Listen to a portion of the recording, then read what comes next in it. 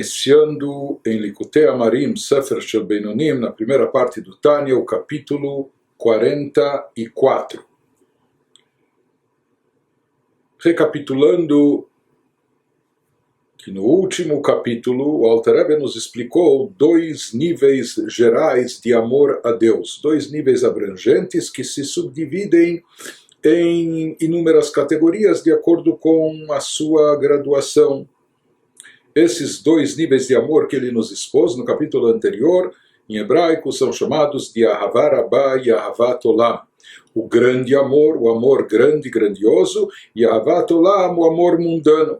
Nós vimos a diferença entre eles. Ahavat Olam, esse amor mundano, se refere a um amor que a pessoa obtém, chega a ele através do seu trabalho espiritual, através do seu trabalho de autoaprimoramento, com a pessoa meditando e focando o seu pensamento na grandeza de Deus, se concentrando nisso, ele acaba chegando a cultivar, a despertar esse sentimento de amor dentro de si.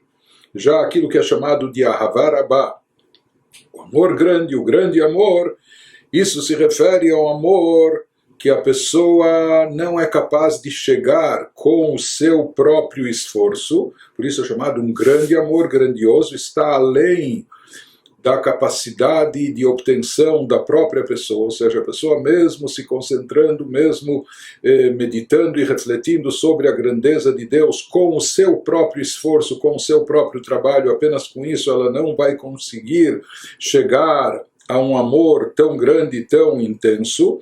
Portanto, esse amor, ele não é fruto e consequência da meditação, do pensamento da pessoa, mas sim, como nós vimos, é uma dádiva que vem de cima, é um presente que vem das alturas. Deus presenteia a pessoa, ou seja, quando a pessoa é brindada com essa possibilidade de sentir e vivenciar um amor tão grande a Deus, isso é um presente que vem de cima. E isso também traz um prazer, um deleite, a pessoa sente a proximidade a Deus.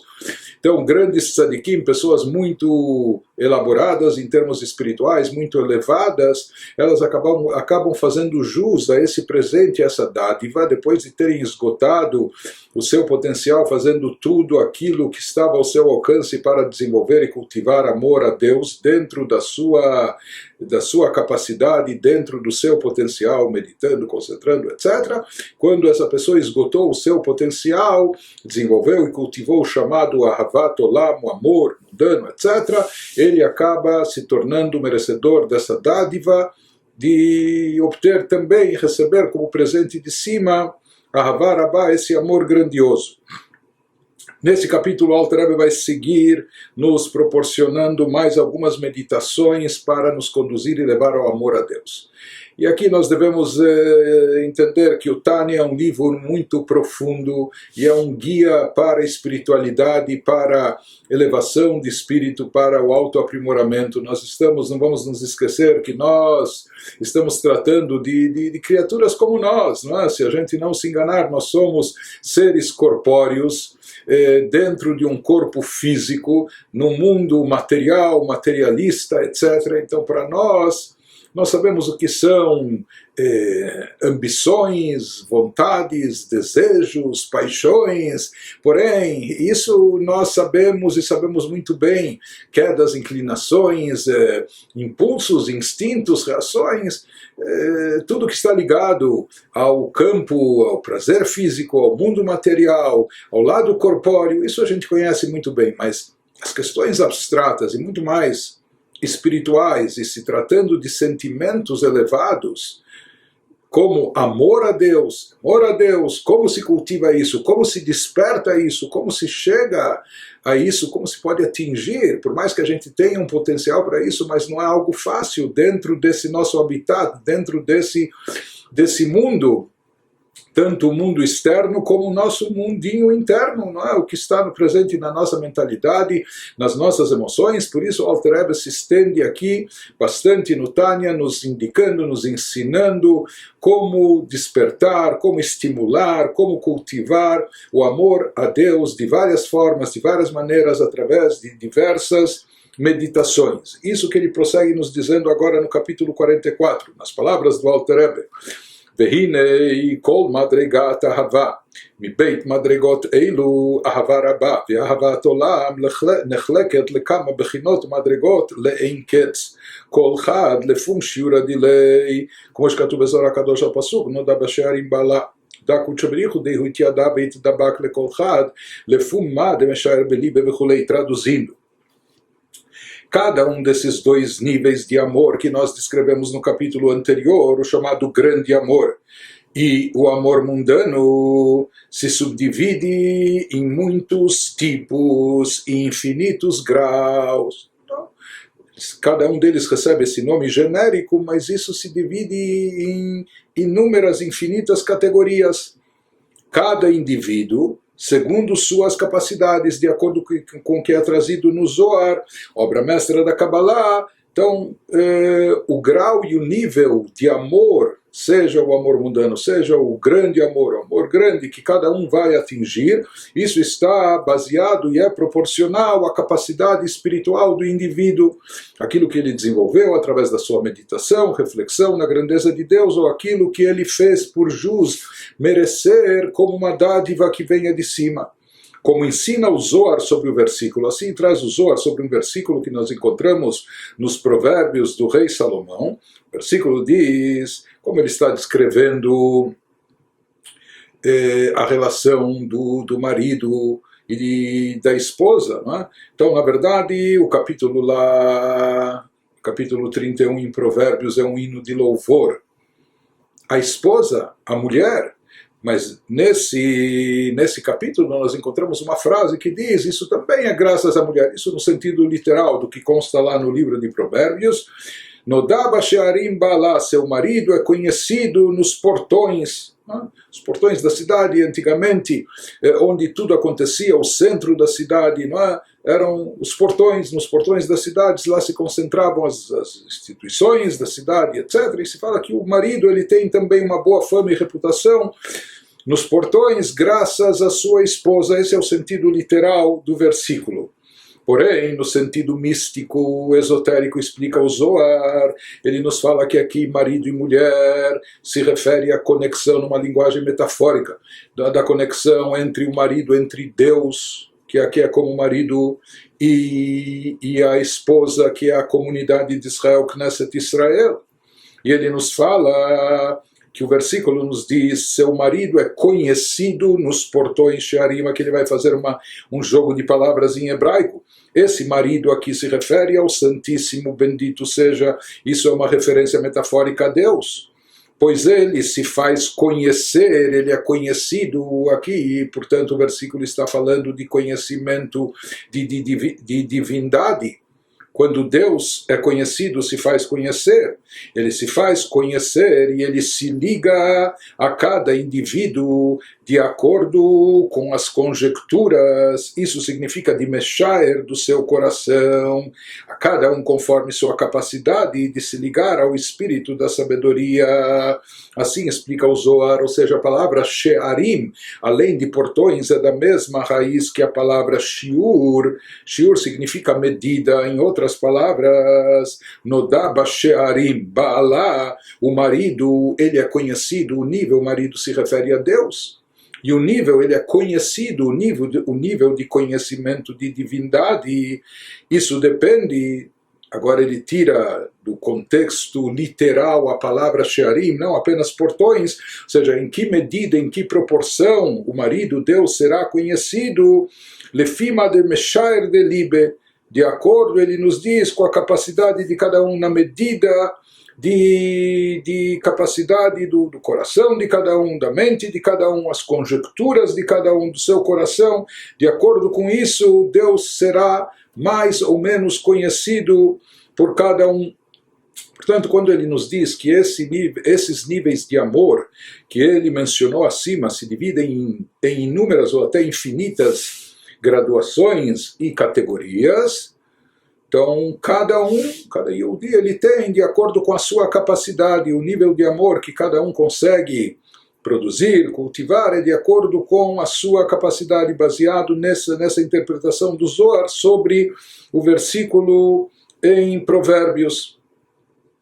Em outras palavras, nós vemos aqui que o nível Nodá Basharim, o nível de conhecimento do marido de Deus, do conhecimento de divindade, isso segue, acompanha, vai de acordo com o nível de capacidade espiritual, de esforço espiritual desenvolvido pela pessoa, nível de meditação que ela investiu na grandeza de Deus, etc. E assim será também a intensidade do seu sentimento, do seu amor ao Criador. Prossegue, o Alter Rebbe nos diz, já que isso é algo muito subjetivo, pessoal, é algo muito individual, cada um de acordo com o seu nível, de acordo com a sua capacidade, com o seu esforço, com a sua meditação, o seu sentimento. Quem sabe, quem consegue medir graduações de sentimentos, né? Que sentimento é mais forte, intenso e qual é um pouco menos. De qualquer forma, ele nos diz, isso de fato é algo muito subjetivo. Velachei nikraim dechilu rechimu hanistarot la Hashem Elokeinu. Torah u'mitzvot hem aniglot lanu lvaneinu la'asot chulei. Há um versículo em Deuteronômio 29 e 28, versículo na Torá que diz que as coisas ocultas que são para Deus, nosso Deus, e as coisas reveladas, elas pertencem a nós, os nossos filhos, para fazer, etc. Não é? Sim, fala o versículo bíblico na sua tradução literal. Então ele nos explica qual o significado desse versículo, ao que se refere o versículo quando ele fala de coisas ocultas e coisas reveladas. Quais são as coisas ocultas e quais são as coisas reveladas? Ele nos explica, por isso o temor e o amor a Deus são descritos como as coisas ocultas. Porque uma pessoa não sabe o que vai no coração da outra, uma pessoa não sabe medir e não sabe avaliar o nível de sentimento presente no coração da outra. Não só sentimento de amor ao próximo, ao semelhante, de amor ao cônjuge, etc., mas muito menos ainda um sentimento abstrato espiritual quando se trata de amor a Deus. Então, nós não sabemos o que se passa no coração do outro, um não sabe o que... Nós temos, às vezes, até dificuldades de saber ou mensurar o que se passa no nosso próprio coração. Não é? Mas, de qualquer forma, isso é descrito na Torá como as coisas ocultas, porque o temor e amor a Deus que está no coração de cada um, o único que sabe em que medida isso lá se encontra é apenas e tão somente Deus, o Criador. Mas as criaturas não sabem. Para todas as criaturas, para todas as pessoas, isso faz parte de um reino oculto, uma categoria de coisas ocultas. Por isso, o temor e o amor são descritos como as coisas ocultas, que elas são para Deus, nosso Deus, isso pertence a essas coisas ocultas, são para Deus, nosso Deus, pertencem a Deus, somente Deus sabe em que medida elas estão lá presentes. Pois se a pessoa teme o Santíssimo, bendito seja, ou o ama, em que medida a pessoa teme ou ama Deus, ninguém sabe, é algo não revelado, exceto a ela própria e a seu Criador. O único que sabe se de fato ele nutre um sentimento, ele tem uma emoção de amor a Deus, de temor a Deus dentro de si, a própria pessoa, e o Criador, Deus, que é onisciente, tudo sabe, ele sabe o que está no fundo do nosso coração, ele sabe. Enquanto a outra parte do versículo que fala sobre as coisas reveladas se refere a quê? A Torá e as mitzvot, ao estudo da Torá e à prática das mitzvot, que essas são as coisas reveladas a nós e a nossos filhos para fazer aquilo que envolve fazer nesse mundo. O estudo da Torá é algo prático, o cumprimento das mitzvot é algo prático, funcional, isso é algo visível por todos, perceptível para todos, é algo mensurável, é algo, enfim, palpável, visto que quando alguém estuda a Torá e cumpre mandamentos positivos, isso se revela a todos, isso é evidente a todos, portanto fala o Zohar. Assim, essa é a interpretação do Zohar sobre o versículo Anistarot la Hashem Elokeinu, as coisas ocultas pertencem a Deus. Quais são as coisas ocultas? Os sentimentos em relação a Deus que a pessoa tem. Amor e temor a Deus, isso é algo oculto, que os outros desconhecem, os outros não percebem, não é algo perceptível. Por isso pode até haver engano a respeito disso. Nós podemos, às vezes, subestimar uma pessoa, e essa pessoa talvez esteja, em termos espirituais, essa pessoa está repleta de temor e amor a Deus, e vice-versa. Já Aniglot lanu baneinu lasot, as coisas reveladas que estão ao alcance nosso e dos nossos filhos, aquilo que está ligado com o fazer, com o produzir, com o realizar nesse mundo, que seria o estudo da Torá e cumprimento das mitzvot. Então, uma vez que no campo de emocional, de sentimentos para com Deus, seja de amor e temor, isso é algo abstrato e espiritual, portanto, isso está na categoria das coisas ocultas que pertencem a Deus, que somente Deus tem acesso para medir, mensurar e avaliar. São sentimentos profundos que estão no âmago do coração da pessoa, no íntimo da sua alma, ou coisas que estão na mente, na mentalidade da pessoa, que somente ela e o Criador sabem. Então, aqui não há uma medida exata, precisa, que as pessoas possam avaliar, possam mensurar. Não há um padrão objetivo. Diferente disso, Torá e Mitzvot. Você estudou Torá, a gente sabe que ele está estudando Torá por 1 hora, por 2 horas ou mais, ou ele está cumprindo as mitzvot de forma perfeita, íntegra, ele cumpriu essa mitzvah e mais a outra mitzvah e assim por diante. Então, isso são coisas já externas, são coisas palpáveis, são coisas óbvias, que isso é perceptível para os outros. Então, em outras palavras, ele está querendo nos dizer que nessas coisas reveladas, no cumprimento de Torá e Mitzvot, todos nós somos iguais. Então, tanto o grande tzadik, ele coloca tefilin, como o Yehudi mais simplório também coloca tefilin, e ambos fazem a brachá, o cumprimento dessa mitzvah, e ambos cumpriram na prática a mitzvah de forma idêntica.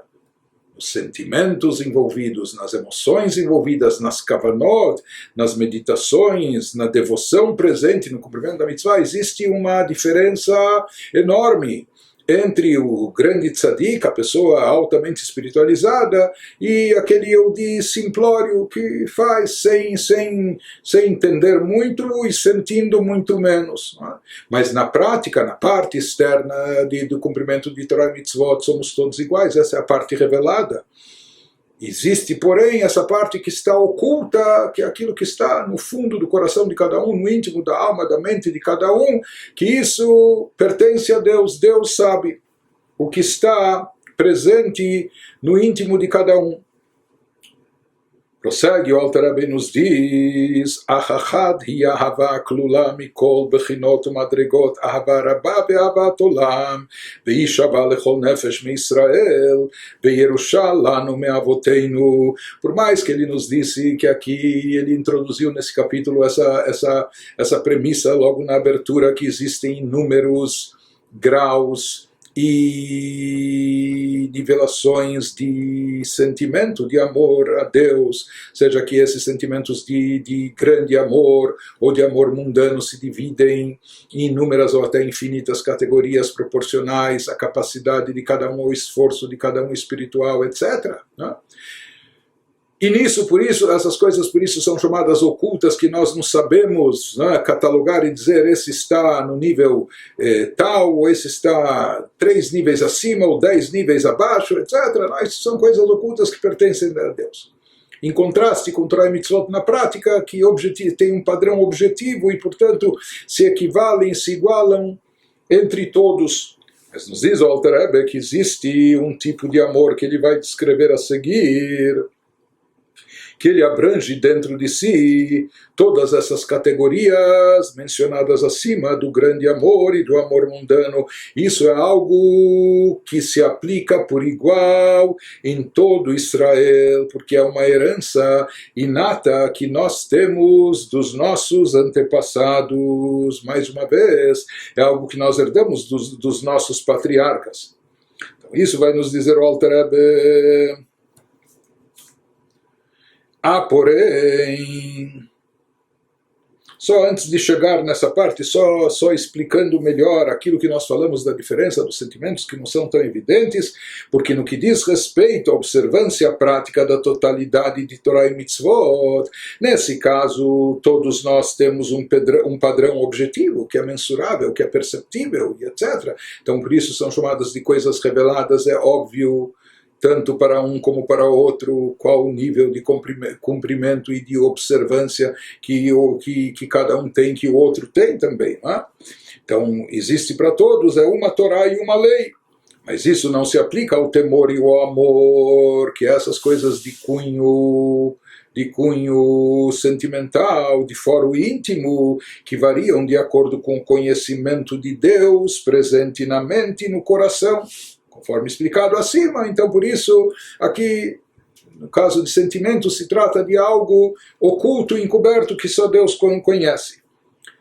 Portanto, há variações entre as pessoas, mas agora o Alter Rebbe vai nos falar que existe um tipo de amor que, por mais que se trata de um sentimento também, em geral, nos sentimentos existe essa subjetividade que cada um possui na sua medida, mas ele vai nos falar que esse, de certa forma, é um sentimento padrão, pelo menos do potencial, no momento que ele é revelado, né? Que ele é estimulada a sua revelação, quando ele vem à tona, ele pode estar presente de forma idêntica em todos de Israel, em qualquer um de Israel. Há, porém, um tipo diferente de amor, que contém todas as qualidades mutuamente excludentes, porque nós vimos características distintas e excludentes nesses dois amores descritos no capítulo anterior. O grande amor e o amor mundano, mas esse amor ele abrange dentro de si as características de ambos os sentimentos mencionados no capítulo anterior, de todos os tipos e níveis, como ele vai nos explicar em seguida, ou seja, por mais que o grande amor e o amor mundano são dois níveis distintos de amor a Deus, porém existe um tipo de amor, que seria um terceiro, que representa uma fusão entre ambos, ou um nível específico de amor que unifica dentro de si as características tanto de um como de outro. Portanto, se fala, quem se lembra no capítulo anterior, a diferença geral entre Ahavat Olam, o amor mundano, e o amor intenso, o grande amor, consiste no quê? Que o amor intenso, o grande amor, nós falamos que é algo que não vem como fruto do esforço da pessoa, de meditação, de concentração, mas sim uma dádiva que vem de cima. Enquanto que o amor mundano é aquilo que a pessoa medita na atuação de Deus no mundo e etc., como Deus é regente do mundo, do universo. Isso depende da grandiosidade da atuação de Deus no mundo, mas isso depende do esforço empreendido, do esforço dedicado pela pessoa no pensamento, na meditação, na reflexão, para estimular esse amor.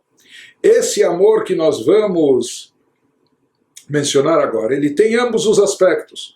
Por um lado, de certa forma, uma dádiva, um presente que vem de cima, quando nós falamos que ele é uma herança que nós obtivemos, que nós herdamos dos nossos antepassados, dos nossos patriarcas. Se é uma herança, é uma dádiva. Uma herança não é algo que a pessoa necessariamente se esforçou, se empenhou, fez jus, mereceu, ele herdou. Não?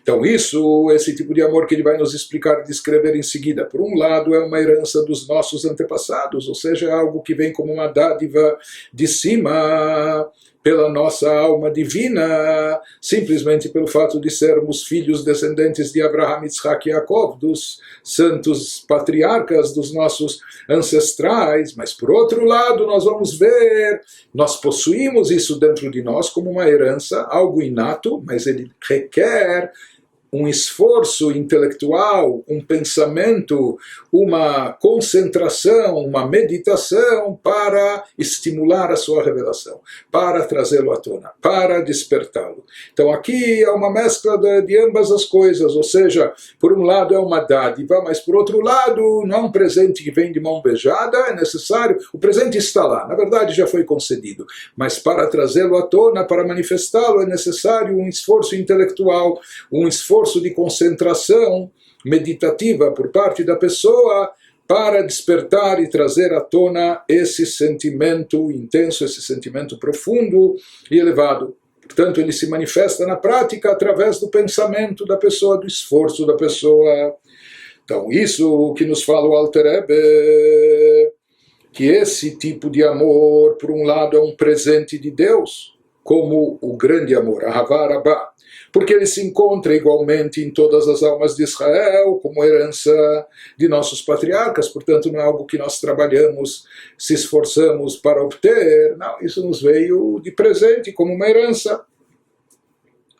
Mas, por outro lado, como nós vimos, para trazer isso à tona e manifestar, vai ser necessário um esforço por parte do indivíduo, meditando e refletindo, e nós já vamos ver qual tipo de meditação que ele deve realizar para despertar esse sentimento.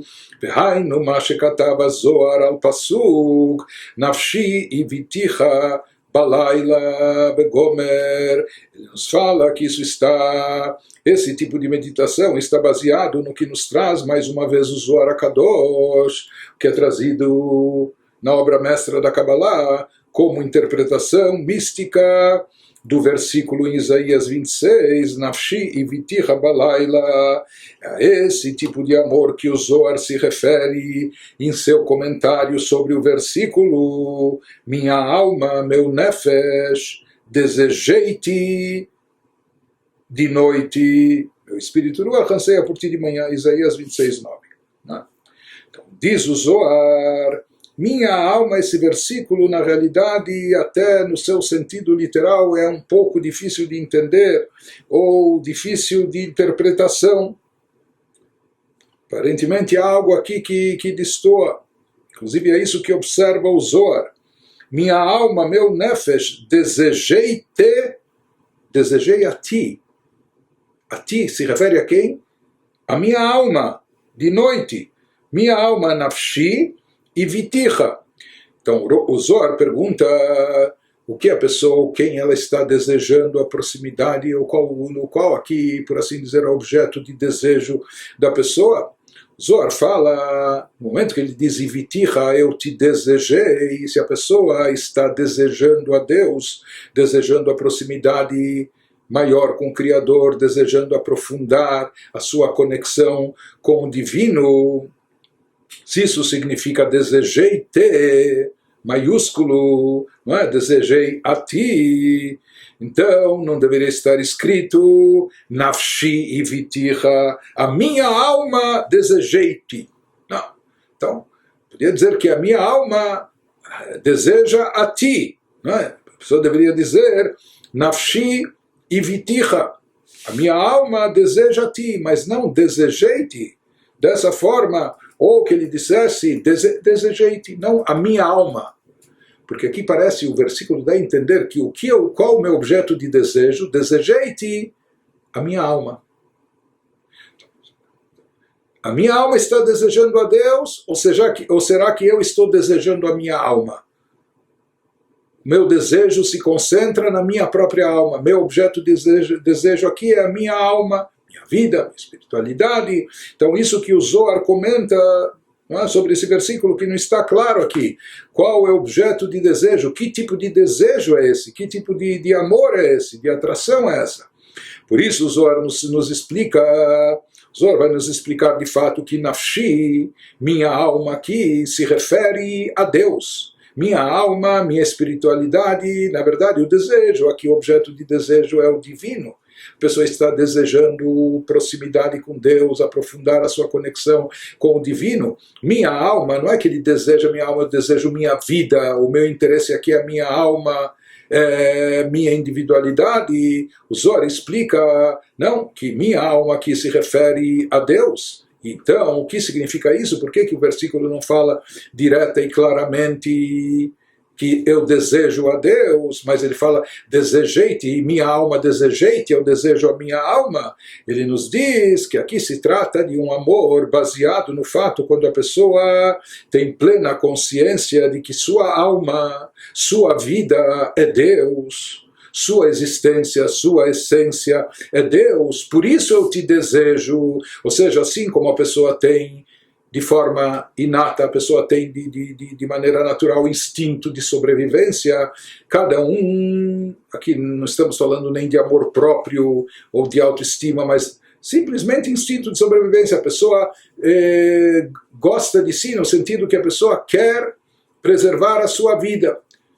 Em geral, todos nós temos esse instinto de sobrevivência, todos nós queremos, prezamos a nossa vida, queremos preservar. Então, em geral, todos nós temos esse instinto de sobrevivência, todos nós prezamos nossa vida, todos nós queremos preservar a nossa vida, a nossa existência. Mas aqui se trata de uma pessoa que já assumiu plena consciência que o que significa preservar sua vida, o que é a minha vida, quem é a minha vida? A minha fonte de existência é Deus. A minha vida é Deus, é a divindade. Portanto, eu desejo-te, eu desejo a minha alma. O que significa? Eu desejo a Deus. O meu desejo, a minha atração, o meu amor está voltado a Deus. Por quê? Porque eu me conscientizo, porque eu tenho plena consciência, eu estou imbuído dessa consciência, eu tenho plena convicção que a minha alma, minha vida, minha existência, quem é Deus. Eu não tenho uma alma apartada, separada, não é que é uma instituição à parte, que é uma essência distinta. Não, minha alma, minha fonte de vida, de vitalidade, minha existência, minha essência, na verdade o que é Deus. Portanto, já que eu sou tão apegado à vida, eu sou tão apegado a mim mesmo, como todos nós somos. Por isso, no momento que nos conscientizamos que nossa real essência, nossa fonte de existência é a divindade, nossa alma, nossa vida, o que é a divindade? Isso explica o Zohar. Portanto, eu desejo a Deus como eu desejo a minha vida. Nafshi viticha. Então, isso que ele nos explica, e a esse tipo de amor que o Zohar se refere em seu comentário sobre esse versículo, que minha alma desejei-te de noite. O que eu estou desejando? Minha própria alma? Ele diz, não, eu estou desejando a Deus, percebendo que Ele é minha alma. Deves amar o Santíssimo, bendito seja, com amor verdadeiro da alma, que é um amor completo, amor do Nefesh e Ruach, assim como ele nos diz, assim como a alma está vinculada ao corpo, assim como os diferentes níveis de espiritualidade, Nefesh e Ruach, se grudam ao corpo, estão integrados ao corpo, e o corpo os ama, não é? Então a pessoa quer sobreviver e sabe que para isso é necessário que a alma esteja presente dentro do corpo. Na mesma proporção e na mesma medida, diz o Zohar, a pessoa deve amar o Santíssimo, bendito seja, e grudar-se, ligar-se a ele, assim como o corpo é apegado à alma, porque o corpo sabe que a alma é a sua fonte de vitalidade, de energia, e sem ela, Deus nos livre, vai ser um corpo morto. Por isso o corpo quer estar vinculado, grudado à alma, por assim dizer. Da mesma maneira, a pessoa deve ter plena consciência de que a sua fonte de vitalidade, que a sua fonte de energia de cada um de nós é a divindade. E, portanto, nós devemos, até por instinto de sobrevivência, ter estar ávidos, ter esse desejo, essa vontade de estar conectado a Deus. Esse é o amor a Deus, não é? Então ele nos diz, baseado nessa explicação, nesse comentário do Zohar sobre o versículo, que isso vai nos conduzir a esse amor que ele está se referindo agora nesse capítulo, é a meditação que vai levar ao estímulo, ao despertar desse amor que nós temos como herança dos nossos antepassados, que é uma dádiva de cima, mas que por outro lado está dormente ou está latente, mas ele precisa ser manifestado, ele precisa ser estimulado, trazido à tona. Vezeu shekatuv nafshi viticha. Apenas o Zohar fala isso que nós dissemos, comentando o versículo, minha alma desejei-te de noite. O Zohar vai elaborar isso e ele vai nos dizer, o Zohar continua lá, e porque de noite, ele vai elaborar isso trazendo que aquele que tem esse desejo de proximidade a Deus é aquele que ele procura até dormir menos ou acordar de madrugada ou no meio da noite para se dedicar ao estudo da Torá e orações, etc., para aprofundar a sua conexão com o Criador, para intensificar o seu vínculo com a divindade. divindade. E por isso se fala que nessa ânsia, nesse desejo de ligar-se a Deus, percebendo que a sua alma, a sua fonte de vida é a divindade, então ele madruga, ele acessa e desperta no meio da noite para se dedicar à espiritualidade, ao cultivo da espiritualidade. De qualquer forma, ele prossegue e nos diz: Vezeu shekatuv nafshi viticha, klomar, mipnei sheata Hashem nafshi vechayai ha'amitiyim, lekach viticha, pirush she'ani mitave vetaev lecha, que Adam mitave lechayei nafsho. Então essa é a meditação que nós aprendemos desse versículo. Minha alma, desejei-te como estou desejando a minha própria alma, o que significa, como nós vimos, eu desejo a Deus sabendo que Ele é minha alma, Ele é minha vida, que quer dizer, porque és Deus, essa é a meditação, já que eu percebo, já que é Deus minha alma e minha verdadeira vida, por isso desejei-te, isto é, eu te desejo e anseio por ti, como uma pessoa deseja a própria vida e alma, e assim como uma pessoa estando fraca e exausta, percebe quanto ama a vida e deseja e almeja que sua energia retorna. Então isso que ele vai nos explicar em seguida. Nós já vamos ver que muitas vezes quando a pessoa percebe o valor da sua vida, quando a sua vida está ameaçada, ou quando ele está numa situação de risco, ou quando ele está correndo perigo, ou quando lhe falta algo vital, essencial, que pode acarretar, Deus nos livre, a saída da alma do corpo. Nesses instantes a pessoa sabe, percebe o quanto a alma vital é indispensável, o quanto ela é essencial, ela é importante, imprescindível. Nesses momentos, mais do que nunca. Mas de qualquer forma, que ele está nos explicando que esse, não só instinto de sobrevivência, mas esse desejo,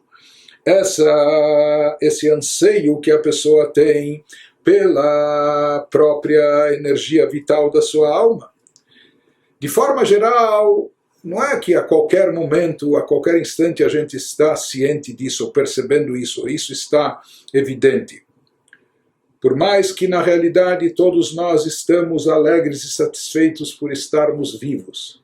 Mas às vezes nós estamos dentro, no piloto automático, dentro do nosso modus vivendi, que nós já nos acostumamos tanto com esse fato, que às vezes a gente até esquece de reconhecer e agradecer. Porque inclusive, o Baal Shem Tov diz, um prazer constante deixa de ser prazeroso. Então, é claro que nós temos prazer e satisfação, alegria de estarmos vivos, mas nós estamos constantemente vivos e às vezes a gente esquece de perceber e agradecer esse fato. Somente quando a pessoa, quando esse prazer ou é ceifado, ou é interrompido, ou se vê ameaçado, quando a pessoa, Deus nos livre, se é um problema de saúde, a pessoa tem que renunciar a certos prazeres da vida, ou certas condições essenciais, ou ele tem que fazer tratamentos sofríveis ou amargos, etc. Daí sim a gente se lembra e se conscientiza da importância da saúde, da vida, e etc. O prazer de estarmos vivos, a alegria de estarmos vivos, saudáveis. Mas, em geral, quando surge o anseio, a vontade, o desejo, quando há uma obstrução, quando há um impedimento, quando o fluxo vital, ou como dissemos, ou parece ameaçado, ou parece estar sendo diminuído, etc. Daí, então, aumenta o anseio e o desejo pela vida, pela vitalidade. Então, isso que ele nos explica... וכשהוא חלש ומעונה מתהווה ותאב שתשוב נפשו אליו וכן כשהוא הולך לישון מתהווה וחפץ שתשוב נפשו אליו כשיאור משנתו. Ele nos fala nesses momentos que há uma diminuição do fluxo vital. No momento que há diminuição do fluxo vital, naturalmente, automaticamente, como uma gangorra, aumenta o desejo e o anseio pela recuperação desse fluxo, pelo fortalecimento da presença da alma no corpo e assim por diante. Então ele nos diz, eu te desejo e anseio por ti. Assim deve ser o amor a Deus. Quando a pessoa se conscientiza que sua alma, sua vitalidade vem apenas e tão somente de Deus, que na verdade a sua alma é a divindade que lhe dá energia vital, etc. Então eu te desejo e anseio por ti, como uma pessoa deseja a própria vida e alma, estando, e esse desejo se acentua, se manifesta de forma mais acentuada, estando ela fraca e exausta, ela percebe quanto ama a vida, o quanto ela não quer que a sua alma parta, o quanto ela quer manter a sua alma dentro do corpo, o quanto ela quer estar saudável e vivendo, e deseja e almeja que sua energia retorne. Ou similarmente, não só em momentos que a pessoa está enfraquecida ou com a saúde debilitada ou ameaçada, mas similarmente ao ir dormir. A gente vai dormir, sábios no Talmud dizem até que o sono é 1/60 da morte, mas a gente vai dormir esperando com a certeza que vai acordar no dia seguinte. Mas o acordar no dia seguinte é como uma ressurreição, de certa forma. Por isso nós agradecemos a Deus. A primeira coisa que fazemos quando acordamos, Modéani lefanecha. De qualquer forma, ao ir dormir, a pessoa deseja e almeja que sua alma lhe seja devolvida quando despertar do seu sono. Ele nos fala que esse anseio da pessoa de estar viva, da sua alma se manter dentro do seu corpo, da sua alma, que é a força vital, estar sempre incorporada dentro de si, lhe dando vitalidade. Da mesma maneira, eu desejo atrair para dentro de mim a abençoada luz infinita, que é a verdadeira fonte de vida. Assim também deve ser o desejo e anseio da pessoa diante de Deus. Kach ani mitave vetaev לאור אינסוף ברוך הוא חיי החיים האמיתיים להמשיכו בקרבי על ידי עסק התורה בהקיצים משנתי בלילה דאורייתא וקודשא בריך כל אחד. E ele nos diz esse desejo que a pessoa tem de manter a sua vida, de manter a sua alma incorporada. Isso em termos espirituais significa estar conectado a Deus, ter a luz divina infinita presente dentro de si. Assim como nós falamos, da mesma forma que esse desejo, esse anseio, ele se acentua, ele aumenta, esse desejo de vida, essa paixão pela vida, ela se desperta mais ainda quando há uma diminuição do fluxo vital ou quando há algum bloqueio, algum impedimento. Então a pessoa deseja e anseia reestabelecer sua saúde e recuperar a sua saúde ou seu estado vital, normal, ideal, etc. A pessoa quer se curar logo, quer. Da mesma maneira, no exemplificado, ele nos fala que durante o dia, quando a pessoa está ocupada com o serviço espiritual, com o serviço a Deus, a pessoa pode estar rezando, cumprindo mitzvot, fazendo bem ao próximo, praticando os preceitos da Torá, estudando a Torá.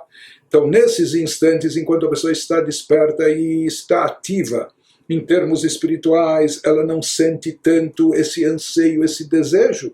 Quando esse desejo e ânsia pela vida, vitalidade espiritual se manifesta com mais intensidade, ele diz quando a pessoa vai estar passiva, quando a pessoa não estiver ocupada com atividades de cunho espiritual ou com prática de mitzvot, fazendo coisas boas. Quando isso acontece, quando a pessoa vai dormir, quando a pessoa está dormindo, ele está passivo, ele não está ocupado com Torá e mitzvot, com nada espiritual, não está rezando, não está praticando preceitos e assim por diante.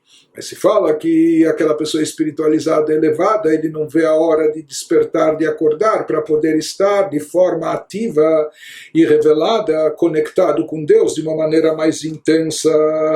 Então, o próprio sono, esse momento de passividade, desperta o anseio dentro da pessoa de recuperar, de reestabelecer essa conexão de forma mais profunda com a energia vital divina. Portanto, se fala que esse Yehudi, ele não tem nem... ele não consegue se manter dormindo, ele não consegue esperar até o amanhecer para apenas então despertar, ele tem tanta ânsia de se ligar ao Criador de forma ativa, através de estudo da Torá, através de oração, recitação de Teilim, através de prática de mitzvot. Então seu desejo, seu anseio é tão forte, por isso ele nem espera até o amanhecer. De acordo com o Zohar, ele já se levanta no meio da noite de madrugada para se dedicar à Torá, porque ele sabe que a Torá e Deus são uma coisa só, e ele sabe que através da Torá ele está atraindo a luz divina para dentro de si, ele está atraindo essa vitalidade de Deus que se internalize dentro dele de uma forma mais profunda. Isso que nos diz o Zohar, como escatava Zohar Sham de Bai Barnash, Mirechimuta de Kutshabirichu, Lemikam Bechol Leila, Leishtadla, Bepulchanei, Atzafra, Bechulei. Particularmente nas palavras do Zohar, a pessoa decide expressar esse amor a Deus por meio do estudo da Torá. Ele diz, sabe o que? Eu vou expressar esse amor a Deus por meio do estudo da Torá quando eu acordar do meu sono durante a noite. E o Zohar fala coisas muito elevadas daquelas pessoas que se levantam bem cedo ou no meio da noite para se dedicar ao estudo da Torá, e como faziam vários tzadikim, vários rachamim, que passavam as madrugadas estudando a Torá. O Zohar fala coisas muito elevadas sobre isso. Sabendo que isso me ligará a Deus, pois a Torá e Deus são absolutamente uma coisa só, nas palavras do Zohar. Como consta no Zohar, por amor ao Santíssimo bendito seja, o indivíduo deve levantar-se toda a noite e se empenhar no serviço divino até de manhã, seja se dedicando ao estudo da Torá. O Zohar fala lá em Tikkun Chatzot, seja através de recitação de Teilim, de salmos, orações, né? Então, se fala que essa pessoa que está tão ansiosa como alguém que ele nem consegue dormir, quando ele se levanta, ele acorda muito cedo, porque ele está ansioso por fazer algo que é muito importante, mais ainda quando se trata de algo vital e essencial, algo ligado à sua própria vida. Então, isso é a explicação do Zohar sobre o versículo em Yeshayahu, Nafshi viticha balayla. A minha alma, eu desejo-te, desejo a minha alma, a minha vida de noite. Diz que esse amor a Deus que a pessoa sente, assim como ele ama a si próprio, assim como ele ama a sua própria vida, aprecia a sua vida, ele aprecia a sua alma, a presença dela no corpo, dando vida e existência. Assim a pessoa deve amar a Deus, percebendo que Deus é a fonte da sua existência. E isso, em termos práticos, vai se manifestar de que forma? Com isso que a pessoa não vê a hora de se levantar, ele acorda até no meio da noite, da madrugada, para se dedicar à Torá ou ao serviço divino. Portanto, o que nós vimos aqui dessa passagem do Zohar, é que o Alter Rebbe nos explica que esse tipo de amor a Deus, ele engloba dentro de si características dos dois amores descritos no capítulo anterior. Ou seja, ele tem características do amor grande, como também do amor mundano, porque, por um lado, como nós falamos, esse amor não é algo conquistado pelo esforço da pessoa, e sim é algo que está, por assim chamar, no seu DNA espiritual, é algo inato na sua alma, que ele herdamos dos nossos patriarcas. Isso não é algo derivado do nosso intelecto que a gente cultivou e obteve através de meditação e concentração na grandeza de Deus, etc. Mas mesmo assim, seja, isso é uma dádiva que nós obtivemos. Porém, para trazermos isso à tona, para manifestarmos e revelarmos isso, é necessário um esforço intelectual, uma concentração por parte da pessoa, que a pessoa medite e reflita sobre esse aspecto. Aqui nem se trata da grandeza de Deus, a atuação de Deus como Criador, regente do universo, etc., mas simplesmente meditar nisso. Deus é minha alma, Deus é minha vida. Deus é minha fonte de existência, minha real existência, minha real essência é a divindade. Assim como eu prezo a vida, assim como eu aprecio a vida, assim como eu quero estar vivo, eu gosto de estar vivo, etc. Por isso, essa simples meditação é o que a pessoa deve ativar para despertar esse amor, trazer esse amor inato à tona, fazendo com que ele se revele. Então, aqui também é necessária uma participação, dizer assim, intelectual por parte da pessoa, com essa simples meditação, se conscientizando de que Deus é a sua alma, Deus é a sua vida, Deus é a sua fonte de existência. Então, apenas dessa forma ele consegue despertar e trazer à tona esse sentimento inato que possuímos na nossa alma, que ele se revele.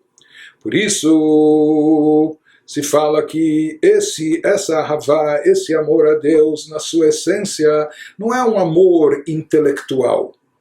Apenas é necessária aqui uma conscientização por parte do indivíduo. Ou seja, não é que a pessoa aqui precisa meditar e refletir na grandeza, grandiosidade de Deus, isso é algo que ele já possui na sua alma divina. Esse amor, de forma intrínseca, já está dentro dele. Então, nesse aspecto, isso se assemelha a Havarabá, ao grande amor, que é uma dádiva de cima, não é? que vem de presente de Deus, que é algo divino. Por outro lado, uma vez que precisa haver um pensamento por parte da pessoa para despertar, no mínimo, esse amor latente e trazê-lo à tona, nesse aspecto, ele se assemelha ao Ahavat Olam, ao amor mundano. Esse, portanto, seria o amor que abrange ambas as características que está presente dentro de nós e que o Alter Rebbe sugere essa meditação. Por um lado parece simples, não é? Mas que é essencial para trazê-lo à tona e manifestá-lo.